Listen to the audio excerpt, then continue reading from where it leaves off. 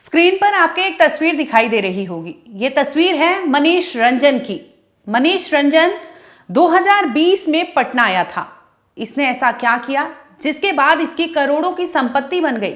बिहार के जहानाबाद से ही आया था।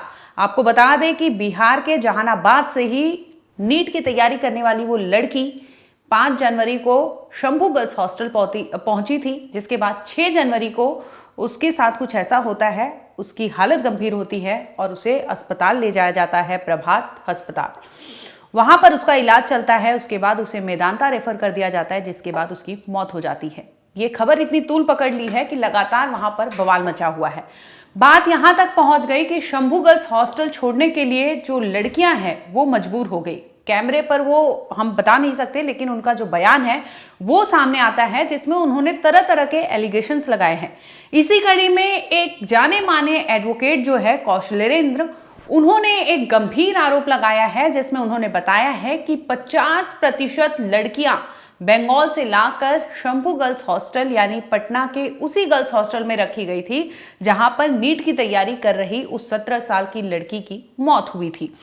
इसी में वो आगे बताते हैं कि ये 4 साल पहले मनीष रंजन आता है पटना और इसने क्या किया, जिसके बाद ये 15,000 की नौकरी करने वाला शख्स अचानक से इतना बड़ा अपना कारोबार खड़ा कर लेता है, बड़े बड़े लोगों के बीच में डील करता है। आरोप ये है कि ये बिजनेसमैन लोगों के बीच में जाता है, उन्हें लड़की सप्लाई करता था। उन लड़कियों को रहने के लिए शंभू गर्ल्स हॉस्टल के 2nd और 3rd फ्लोर पर इसने कमरा दे रखा था। इस वीडियो में बात करेंगे कि आखिर मनीष रंजन है कौन और क्या थी उसकी कहानी, और शंभू गर्ल्स हॉस्टल में जब इस लड़की के साथ जो कुछ हुआ है ये बवाल मचता है। इसके बाद आखिरकार 4 दिन बाद पुलिस उसे गिरफ्तार करती है और ले जाती है। मनीष रंजन की आपको बता दें कि उनकी जो वाइफ है, वार्डन है, इन सब पे कई आरोप लगे हैं, लेकिन अभी तक इसमें गिरफ्तारी सिर्फ और सिर्फ मनीष रंजन की हुई है। और एक डिटेन किया गया था नीलम अग्रवाल को, जिसे पुलिस ले जाती है, पूछताछ करके छोड़ देती है। अब बात आती है कि नीतू वार्डन, क्योंकि अगर उस हॉस्टल में कुछ ऐसा हो रहा था तो जरूर ये सब मालूम होगा जो वहां के कर्मचारी है। ये पूरा नेक्सस होता है, नेक्सस के थ्रू ये काम होता है, जैसा कि जो सीनियर एडवोकेट है कौशलेंद्र, उन्होंने तमाम ऐसे एलिगेशंस लगाए हैं। स्वागत है आपका, आप देख रहे हैं क्राइम तक। मैं हूं अश्विनी सिंह। आपने नीट की तैयारी कर रही स्टूडेंट की न्यूज़ आपने फॉलो की होगी और इसमें कई अपडेट सामने आ चुके हैं, लेकिन हम उस पर नहीं जाएंगे। हम बात करेंगे कि आखिर उस हॉस्टल शंभू गर्ल्स हॉस्टल का जो मालिक है मनीष रंजन चौधरी, ये है कौन और ये कहाँ से आया। तो आपको बता दें कि ये रहने वाला तो बिहार के जहानाबाद का ही है। जहानाबाद से कोविड के टाइम यानी साल 2020 में ये पटना आता है। इस दरमियान किराए पर हॉस्टल लेता है और वहाँ पर लड़कियाँ आती जाती है, जिसकी वजह से इसकी रोजी रोटी चलती थी। इसके पहले इसने एक हॉस्पिटल में काम किया था बतौर कर्मचारी और वहाँ पर बता दें इसकी सैलरी जो थी 15,000, यानी साल 2020 में जो शख्स 15,000 की नौकरी कर रहा था, आज साल 2026 की अगर मैं बात करूँ तो उसके पास करोड़ों की संपत्ति है। आई कहाँ से या कुछ संपत्ति, ये प्रॉपर्टी आई कहाँ से, तो इसकी भी जांच होनी चाहिए। जिस तरह के एलिगेशंस लग रहे हैं कि शंभू गर्ल्स हॉस्टल में ये चीजें चल रही थी, तो इस पर जांच चलनी चाहिए। कोई ये दूध का धुला नजर नहीं आ रहा, जैसे कि अभी तक के इन्वेस्टिगेशन में सामने आया, क्योंकि पुलिस ने उसे गिरफ्तार किया है तो जाहिर सी बात है कि उसके अगेंस्ट कुछ चीजें रही होंगी। सीसीटीवी फुटेज है और वार्डन जो है उन पर भी सस्पेक्ट किया जा रहा है, क्योंकि अगर कुछ भी चीजें वहां पे हुई होंगी तो ये सब इनकी मिली भगत के बिना नहीं हो सकती।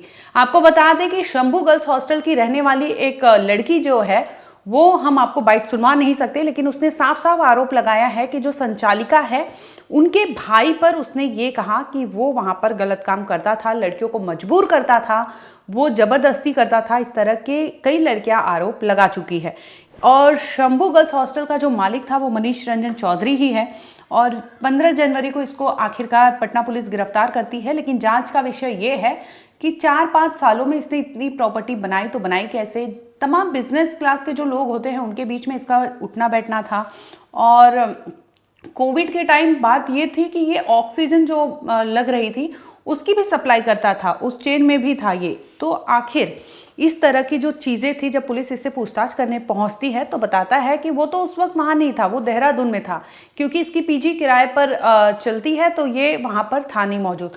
लेकिन पुलिस इसमें नीलम अग्रवाल को भी ले जाती है और जांच के लिए, क्योंकि नीतू वार्डन जो है, ये तमाम लोग हैं जो उस वक्त उस हॉस्टल में मौजूद थे। शंभू गर्ल्स हॉस्टल की मैं बात कर रही हूँ।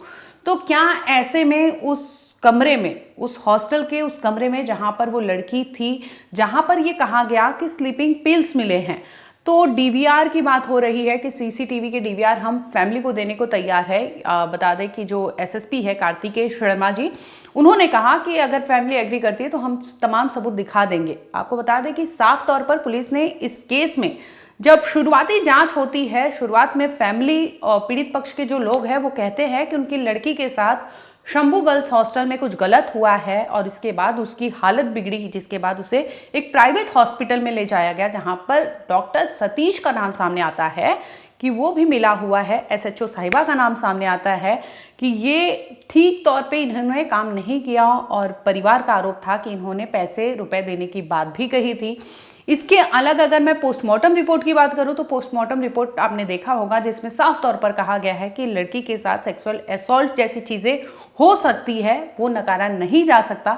लेकिन दूसरी ओर पटना पुलिस जो है वो लीपापोती करने में जुटी हुई थी, जिसके बाद परिवार वहां पर रोड पर, सड़क पर लाश रखकर, एक बच्ची की लाश रखकर अर्थी सजी हुई थी, छीना झपटी हो रही थी। हम आपको तस्वीरें नहीं दिखा सकते, लेकिन यकीन मानिए कि वो लाश रखकर वहां पर छीना झपटी हो रही थी। वो लोग प्रोटेस्ट कर रहे थे कि हम नहीं ले जाने देंगे अपनी बेटी को जब तक हमें न्याय नहीं मिलेगी, जब तक जो लोग इसके पीछे हैं उन पर कार्रवाई नहीं होगी। और पुलिस उन्हें भरसक हटाने की कोशिश करती है, उन्हें ले जाने की, यानी वो जो पीड़िता की डेड बॉडी थी उसे ले जाना था, लेकिन परिवार के लोग वहां पर टूट पड़े थे, सड़क पर बिखरे पड़े थे, जिसमें वो सिर्फ और सिर्फ गुहार लगा रहे थे कि हमें न्याय दो।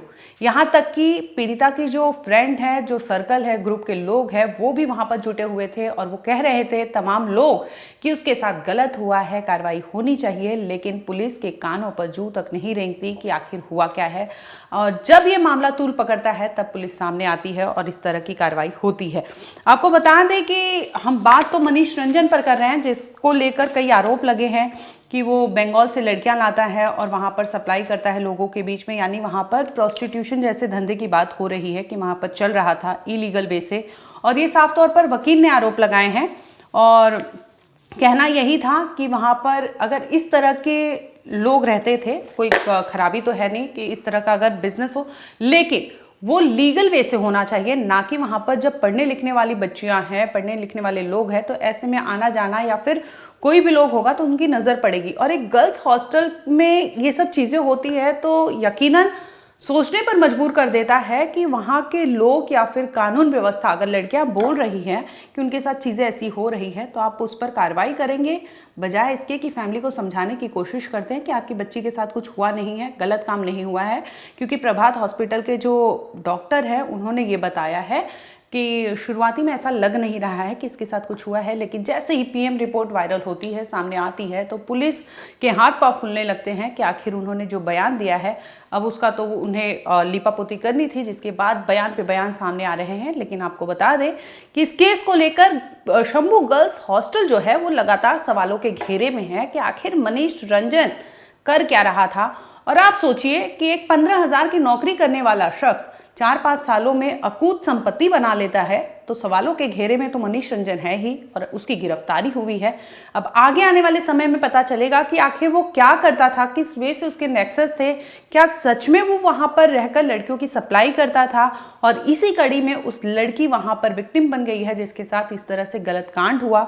आगे आने वाले टाइम में पता चलेगा। फिलहाल आपको बता दें कि मनीष रंजन जो है वो सलाखों के पीछे है, वहीं उन पर जो वकील है उन्होंने कई संगीन आरोप लगाए हैं। अब देखना होगा कि आखिर बिहार की पटना पुलिस जांच में क्या कुछ बताती है आगे।